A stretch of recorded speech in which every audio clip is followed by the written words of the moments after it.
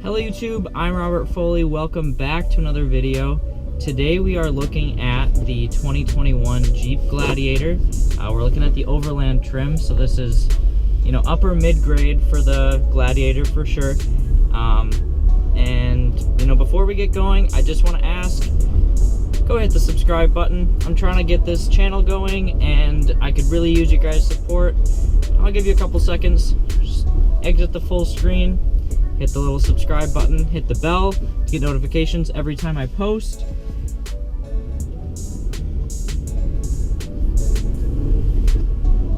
Alright, now that everyone's subscribed, we can get on with the video.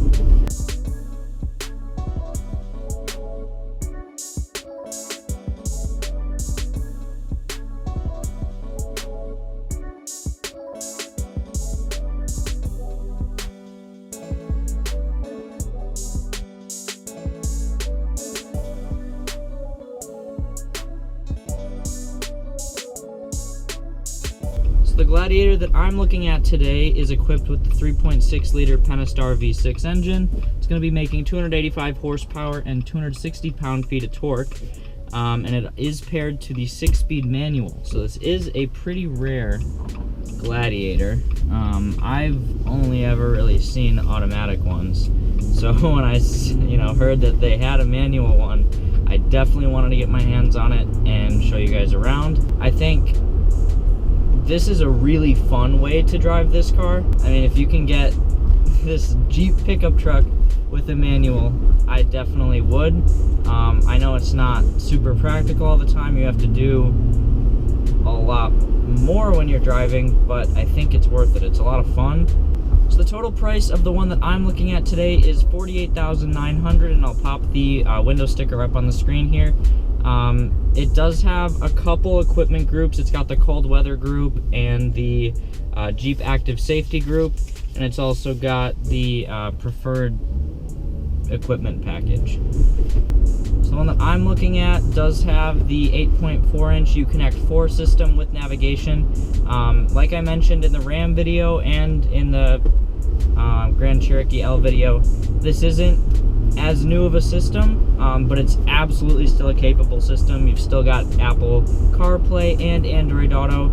You're getting HD radio, a whole lot of cool stuff with this infotainment system here, and especially for the Wranglers, you've got the off-road pages, which is just gonna show you some different information. It's actually gonna show you your coordinates, which is pretty cool. Elevation, pitch and roll, your transfer case status, stuff like that, and I think it's definitely a nifty little feature for you off-roading folks. And speaking of you off-roading folks, the approach angle is going to be 41 degrees, the departure angle is going to be 25 degrees. You're going to have a minimum ground clearance of 10 inches and a ramp breakover angle of 18 inches. I mean, it's a Jeep, it's going to be good off-road. However, I will say it's not going to be as good as the normal Wrangler. This does have obviously a pickup bed on the end of it, so it is going to be much longer, and all the true off-roading Jeep people always go with the two-door because it's so small and nimble.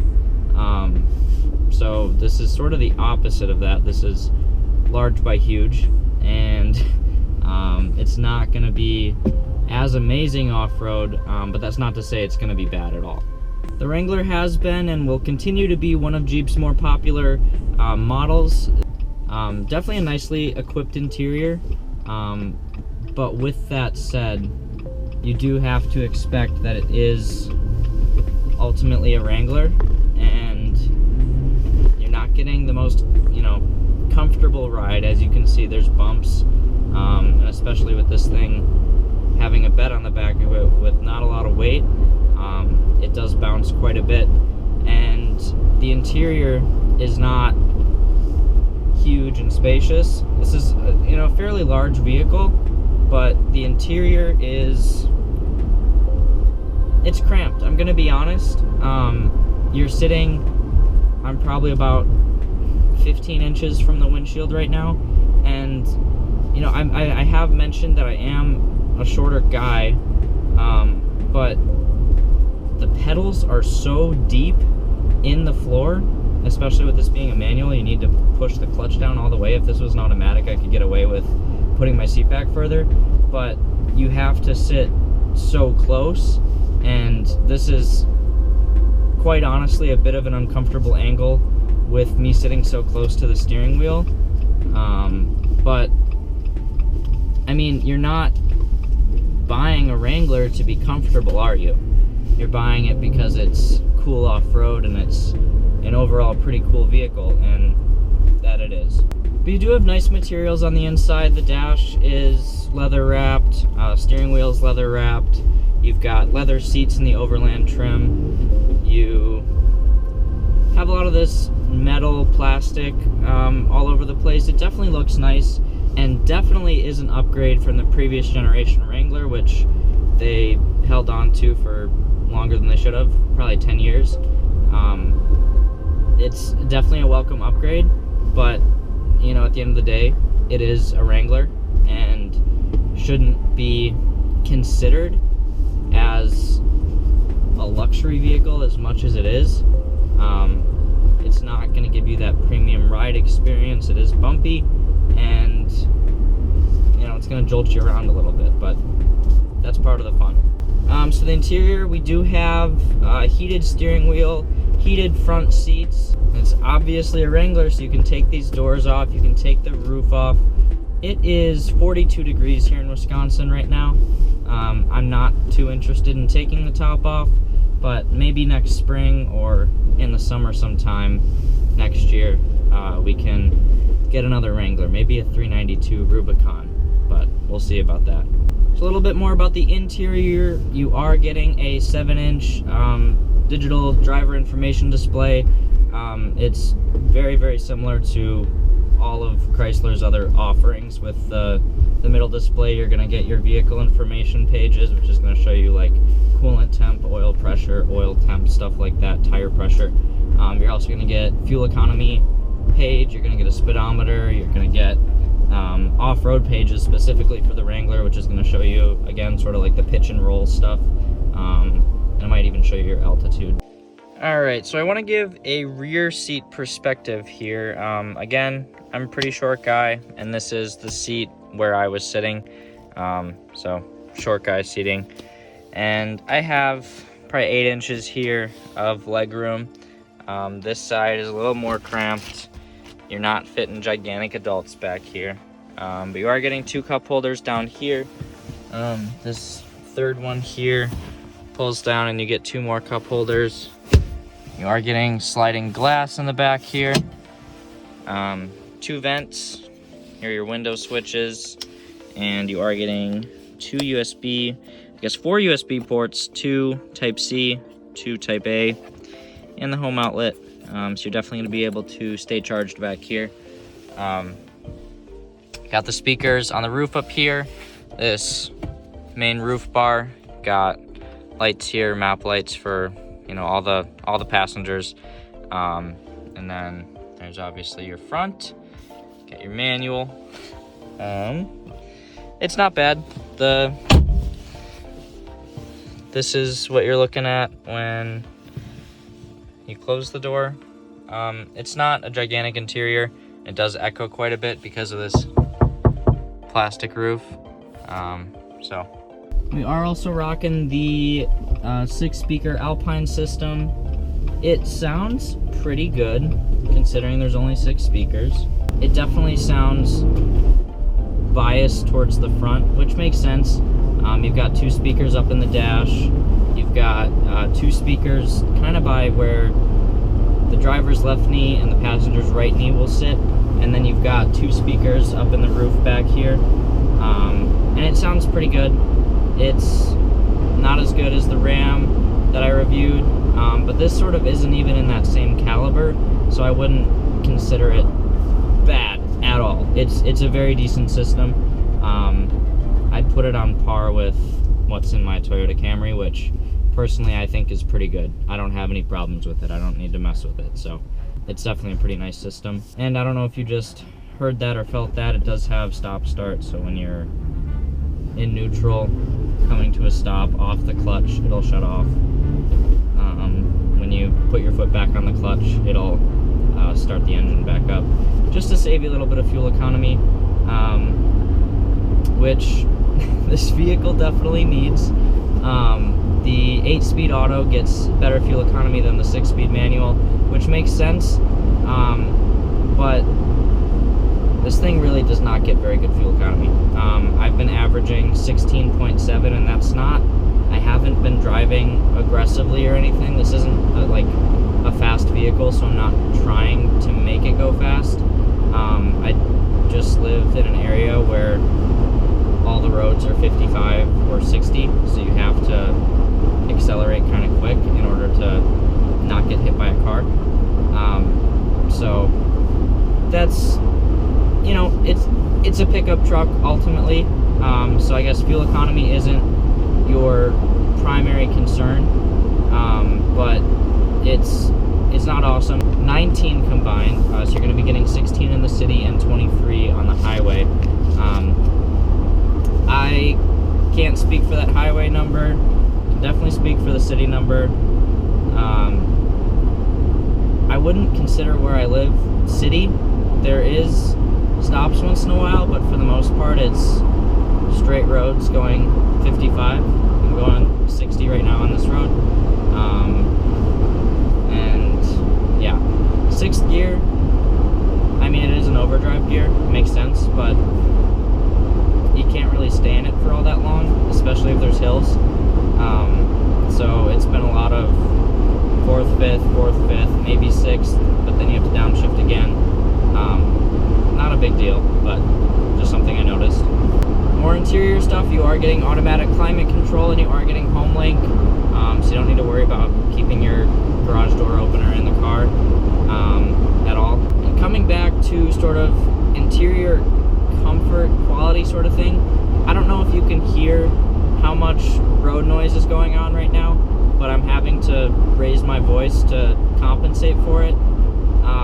It's pretty loud in here, like very loud in here. The roof is plastic, so that's not insulating that super well. The doors are thin and light because you're able to take them off, but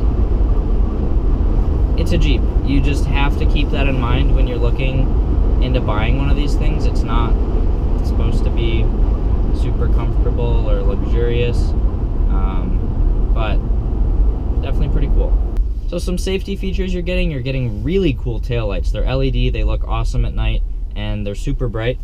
You're going to be getting rear park assist, blind spot detection with cross path detection as well.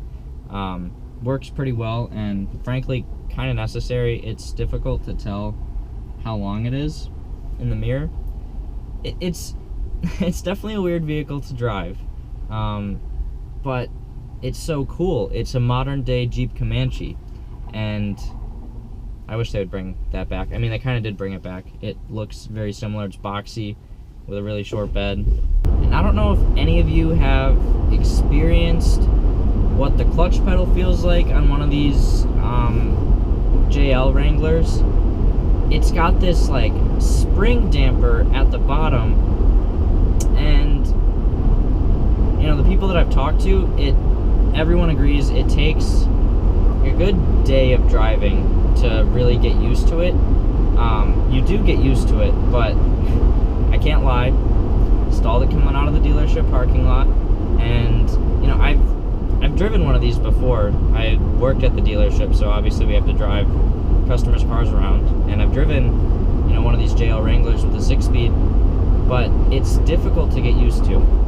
For sure, difficult to get used to. Alright, so I want to do a couple comparisons with you guys on different trucks and what they offer compared to this. In terms of towing capacity, what I'm going to be comparing here is the Jeep Gladiator, the Jeep Wrangler, the Ford Ranger, Chevy Colorado / GMC Canyon, the Toyota Tacoma, and the Nissan Frontier. All of which I'd say are fairly comparable vehicles. They're not necessarily on the same par with the off-roading stuff, but in terms of like daily driver small pickup trucks, I think this list makes total sense. Alright, so towing capacity on the Gladiator with the manual trans is going to be 4,000 pounds. And I'm just going to throw that number out there. You can make your decision once you hear all the other numbers. If you get the max tow package on the Gladiator, which is going to be the Eco Diesel with the automatic, it's going to be $7,650. And that's honestly very impressive for what this is.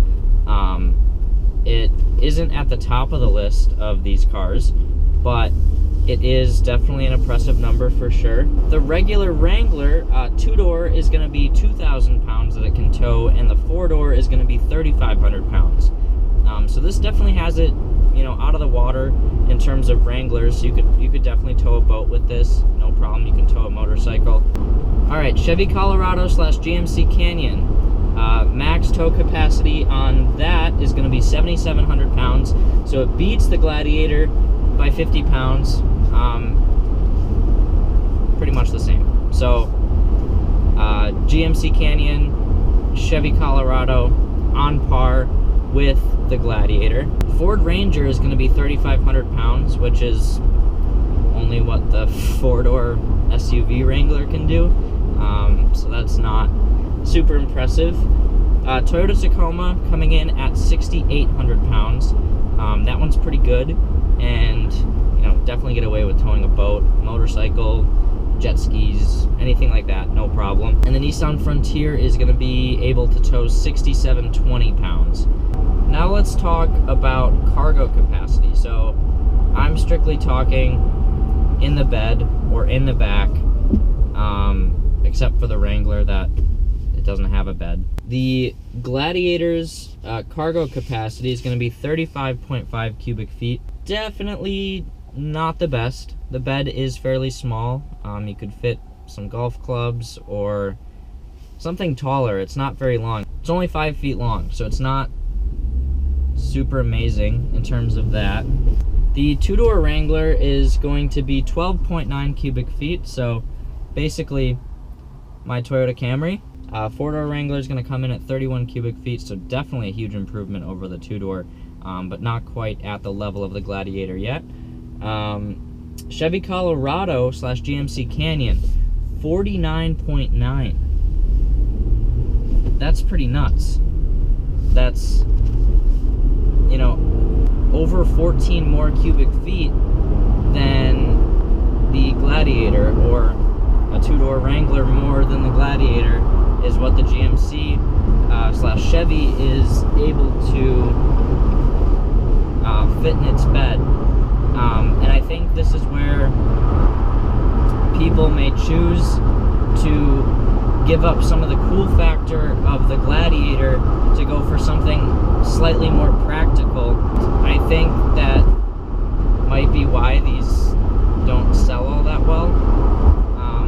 I think it's absolutely a cool concept, for sure. And, you know, say what you want about how it looks, I think it's cool. And that has to count for something. Because if there's no, you know, car companies making cool things, then we get, you know, ugly, boring, cookie-cutter cars. And I don't think anyone watching wants that at all. Alright, I got off on a tangent there. Let's get back to the cargo capacity comparison. We left off on the Ford Ranger, which is going to get you 33.9 cubic feet, or a little bit less than the Gladiator actually, but not by a whole lot. So I'd really put those two in the same ballpark there. Toyota Tacoma is going to come in at 42.6 cubic feet of cargo space, so definitely better than the Gladiator, not as good as the Canyon or the Colorado. And last but certainly not least, the new Frontier is going to get you 49.2 feet of cubic feet of cargo space behind the cab. Guys, you know what time it is? Time for my liquid death. Haven't even opened this can yet. Let's open it together.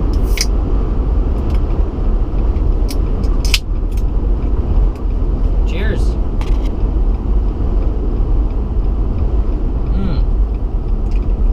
I'm being so honest with you guys.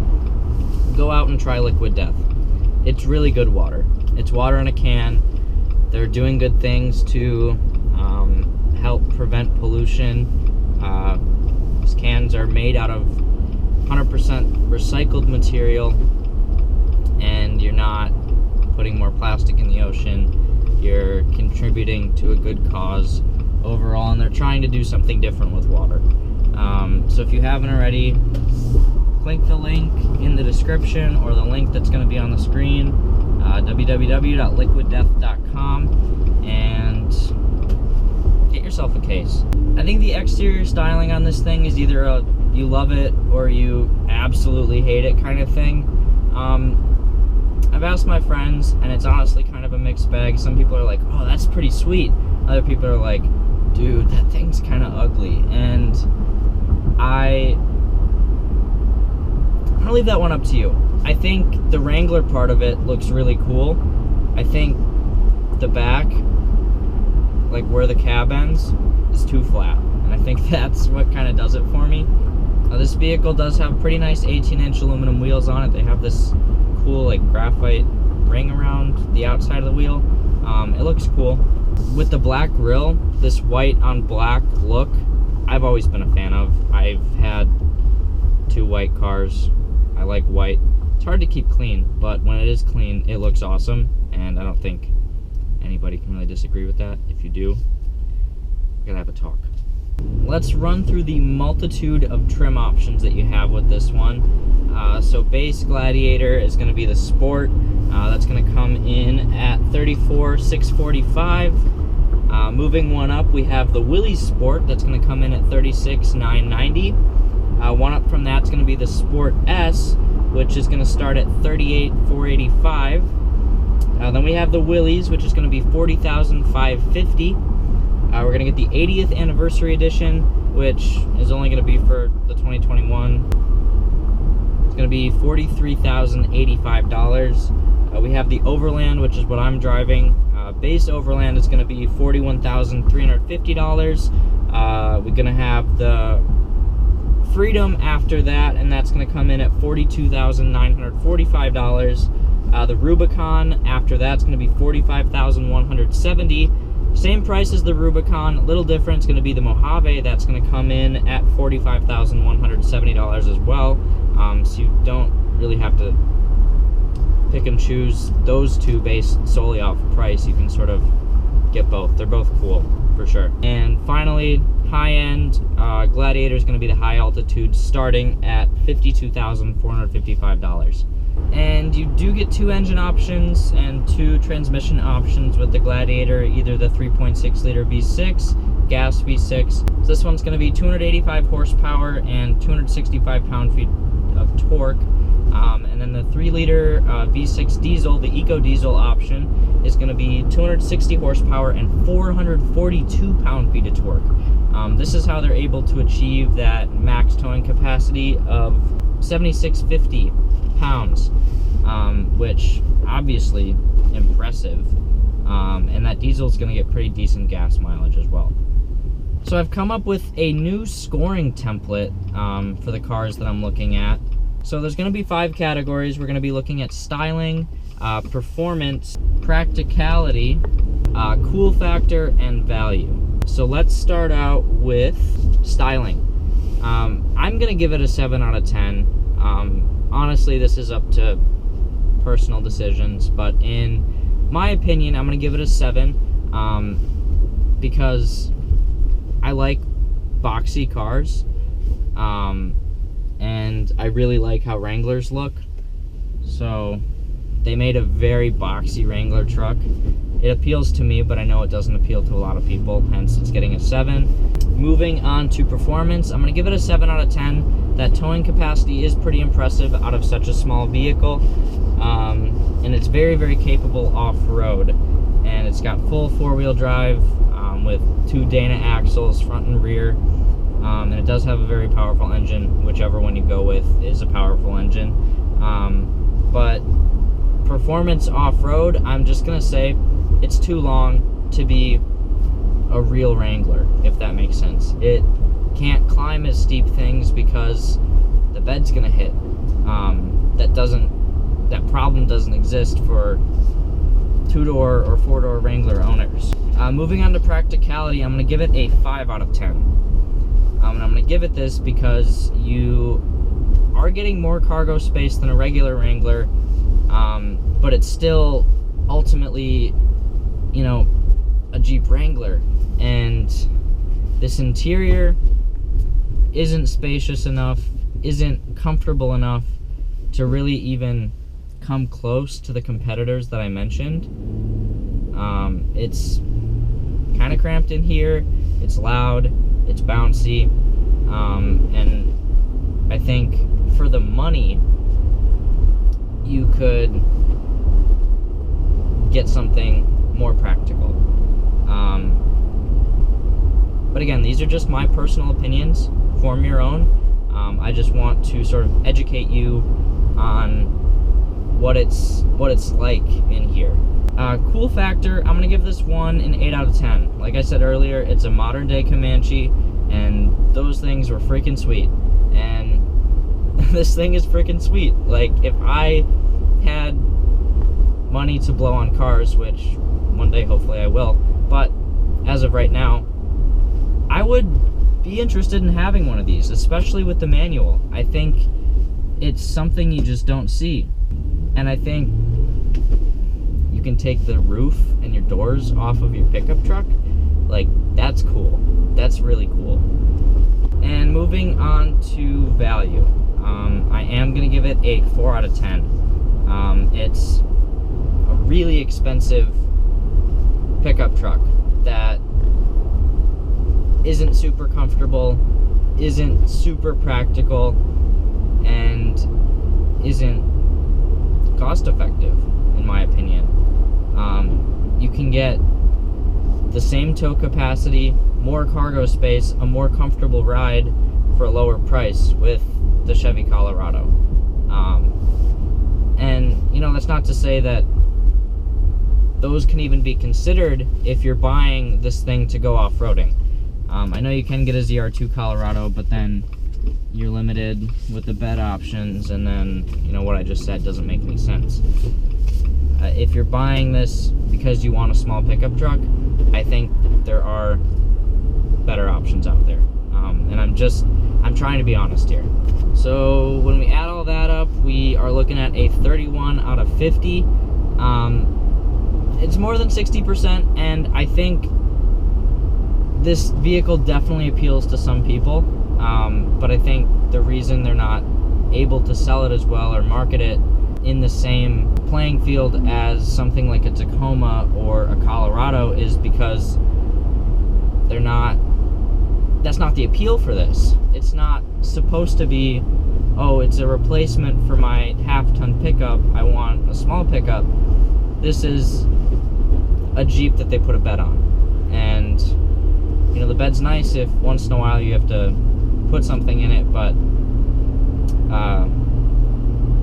I think, frankly, you could get more truck for less money with one of the other competitors. Alright, before we wrap the video up, I do want to remind you to hit the subscribe button, hit the like button, and share a comment down below what you thought of the video and what you think of the Jeep Gladiator. I hope that you guys enjoyed watching, and as always, comment down below what you guys want to see next, and I will see you guys in the next video. Peace!